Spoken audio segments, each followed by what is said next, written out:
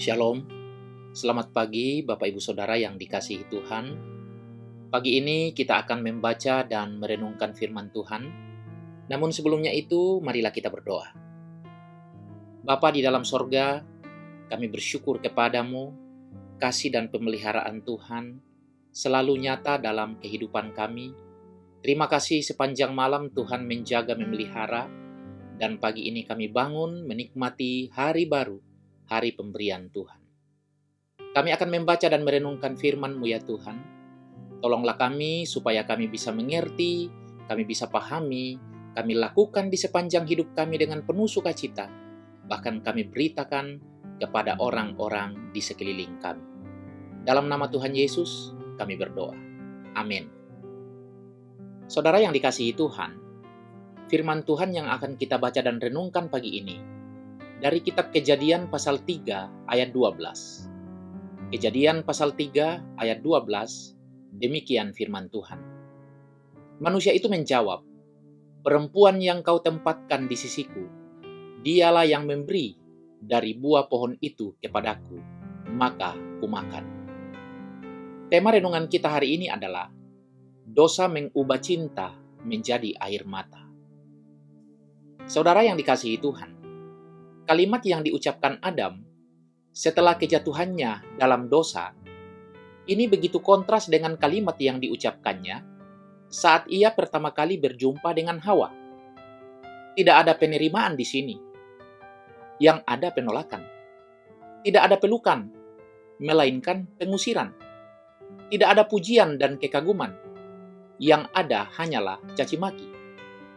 Adam tidak lagi melihat Hawa sebagai bagian dari dirinya sendiri, melainkan sebagai barang asing yang ditempatkan Allah di sisinya.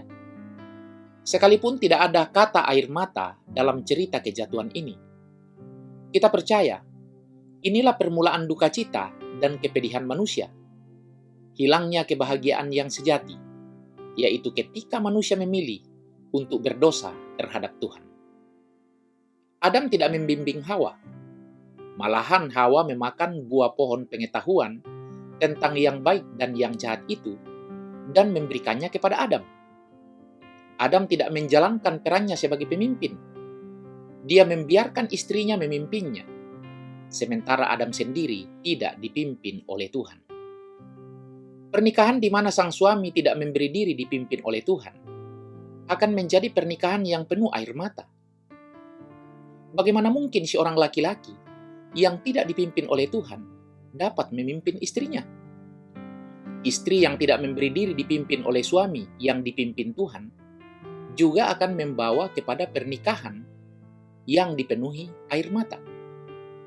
Penolakan untuk dipimpin oleh suaminya adalah penolakan atas tatanan yang ditetapkan oleh Tuhan. Dalam cerita ini, Hawa sendiri memberi dipimpin oleh ular, ciptaan yang lebih rendah daripadanya. Hawa seharusnya berkuasa atas ular, taat kepada Adam. Adam seharusnya berkuasa atas Hawa, taat kepada Allah. Namun yang terjadi di sini, ular menguasai Hawa, Hawa menguasai Adam, dan Adam mempersalahkan Allah.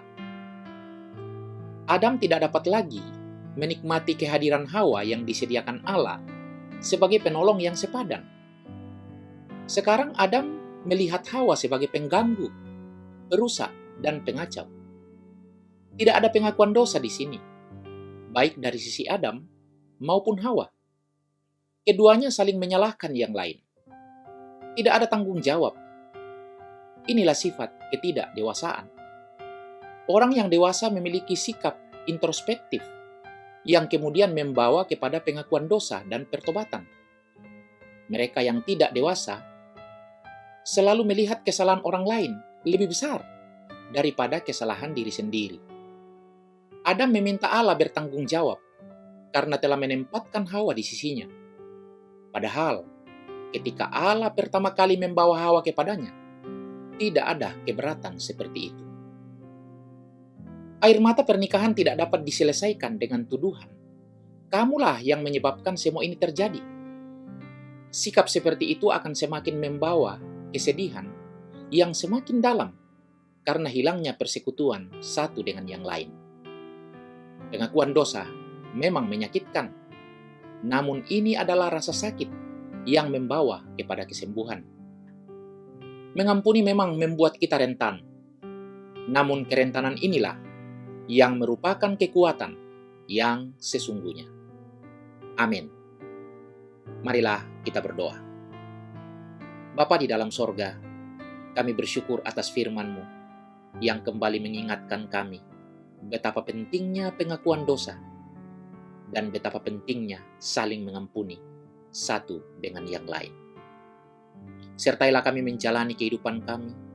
Berkatilah keluarga kami ya Tuhan.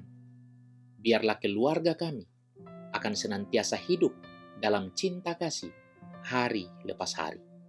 Dalam nama Tuhan Yesus, kami berdoa. Amin. Saudara yang dikasihi Tuhan, selamat beraktivitas, selamat berkarya. Tuhan memberkati kita sekalian.